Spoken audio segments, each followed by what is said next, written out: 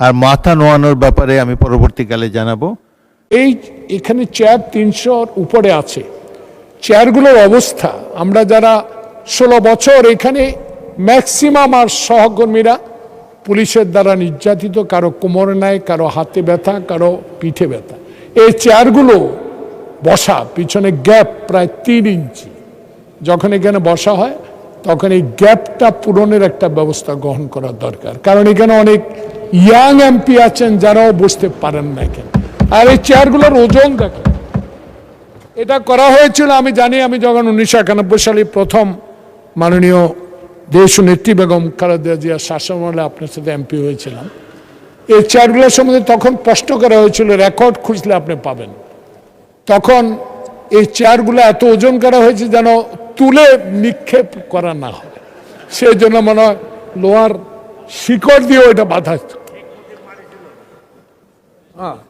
যাক, সেটা ইতিহাস আমার চেয়ে আমার বিজ্ঞ স্পিকার মহোদয় আরো বেশি জানে। তো এই চেয়ারগুলো এত ওজন।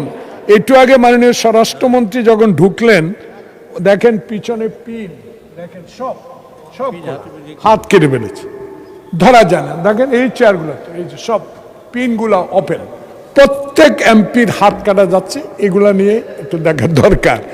আর আরেকটা বিষয়, মাননীয় শিক্ষামন্ত্রী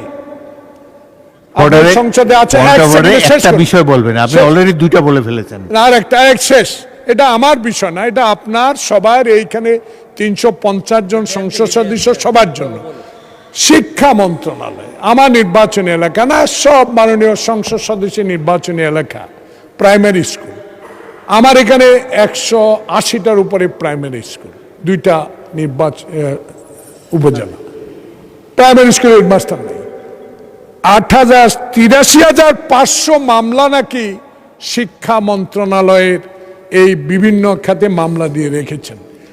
কোথাও কোনো শিক্ষক নাই, প্রধান শিক্ষক। ধন্যবাদ। দয়া করে আপনি তার থেকে এই বিষয় জেনে নেবেন। আমরা শিক্ষক চাই। আমরা এই শিক্ষা মন্ত্রণালয়ের সবচেয়ে, স্বাস্থ্য মন্ত্রণালয়ের বাজেট অনেক বেশি।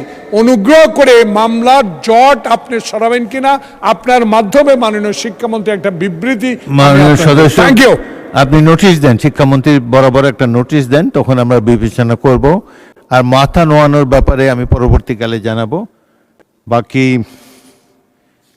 পয়েন্ট অফ অর্ডারে সাধারণত একটা বিষয় হয়, এবং তাও বাজেট সেশনে পয়েন্ট অফ অর্ডার অ্যালাউ করা হয় না। যাই হোক, তবুও আপনাদের একটু বিরতি দেওয়ার জন্যে, রিল্যাক্স করার জন্যে আমি এটি অ্যালাউ করেছি। পরবর্তীকালে মাথা নোয়ানোর ব্যাপারে পরে জানাবো।